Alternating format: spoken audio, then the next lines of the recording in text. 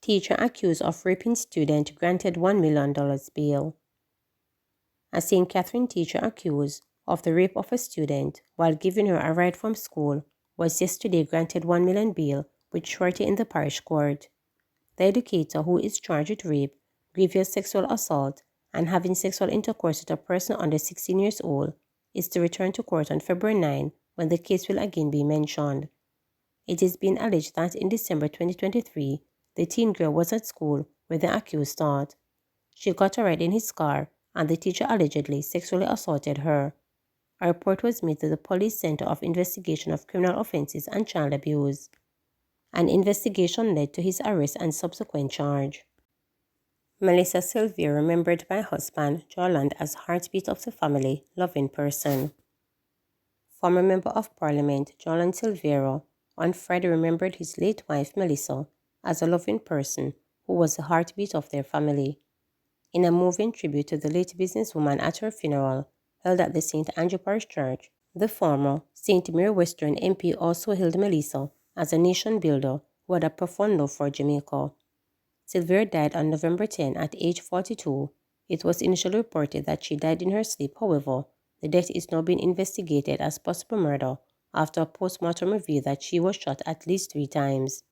Mr. Silvero's tribute stated that she was merely a collection of moments within her home. She was the heartbeat.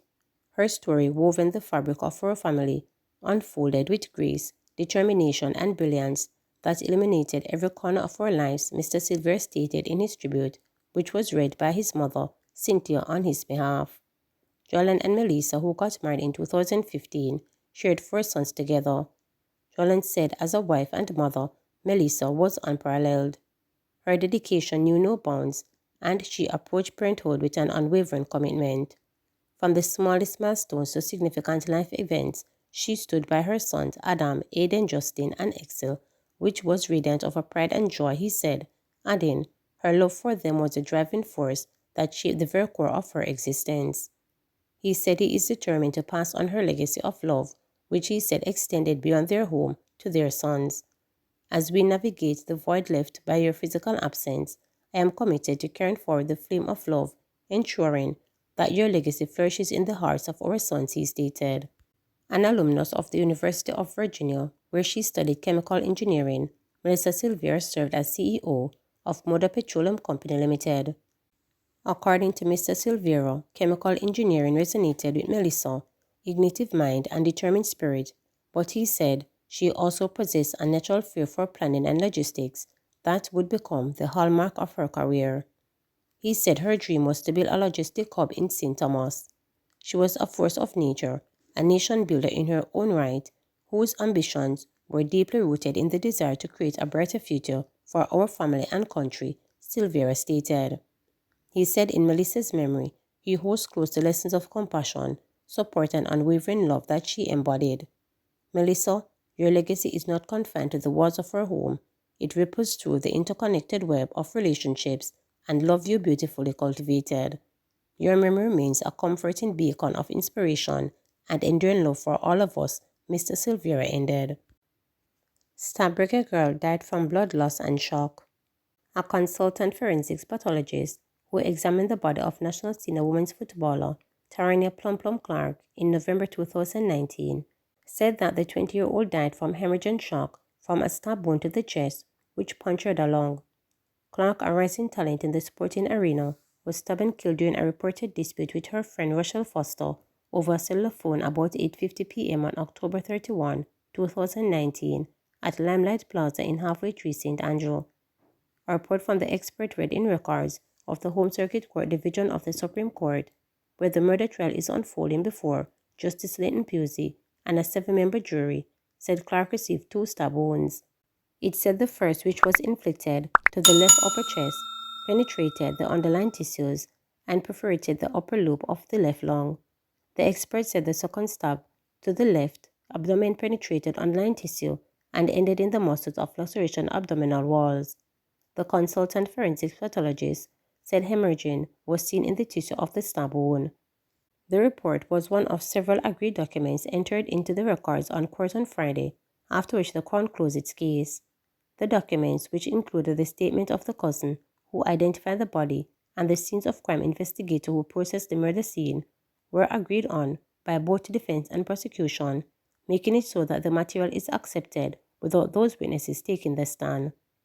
On Friday, Foster, clad in a white top and red skirt, sat attentively, unmoving except for the characteristic smoothing of her immaculate, bobbed haircut with a well-manicured hand. The matter resumed on Monday when Foster's defense team, comprising attorney Courtney Rowe and John Jacobs, will begin making their case. When the trial began last Monday, an eyewitness, who was the first to take the stand, told the court that on the evening in question, there was an argument between the wrecker girl and the accused. In that argument, the witness said Foster accused Clark of deliberately ignoring her calls. The witness said Clark responded by saying her phone was acting up and that other individuals were also experiencing difficulties contacting her.